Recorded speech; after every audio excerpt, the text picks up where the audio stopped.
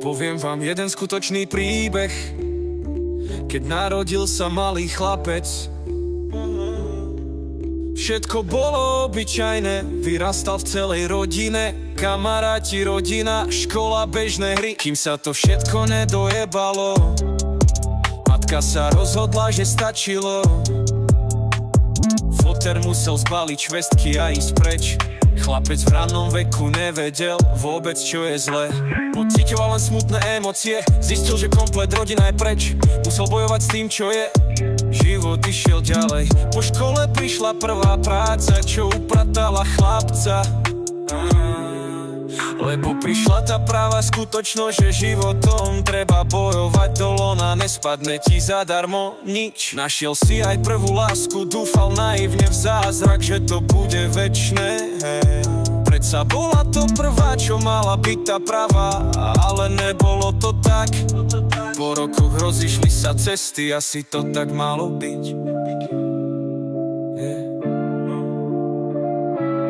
Bičovaný životom, mladý chlapec kládol si otázky.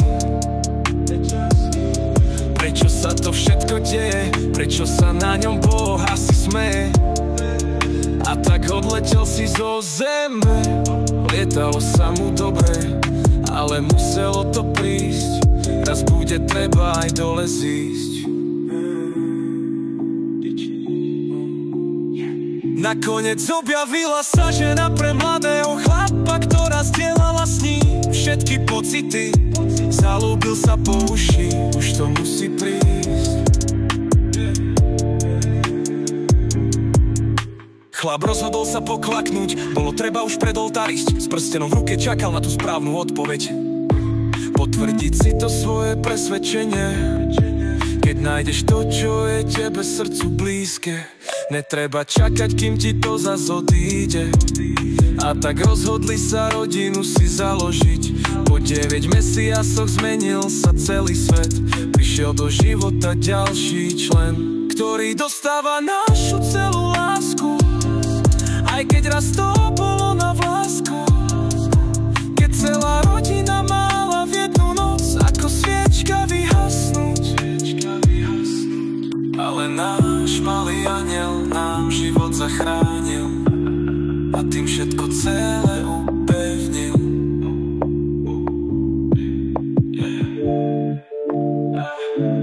Ďakujem za všetko ľuďom, ktorých mám po boku. Najväčšia vďaka patrí jej, čo by on robil bez nej. Čo by on robil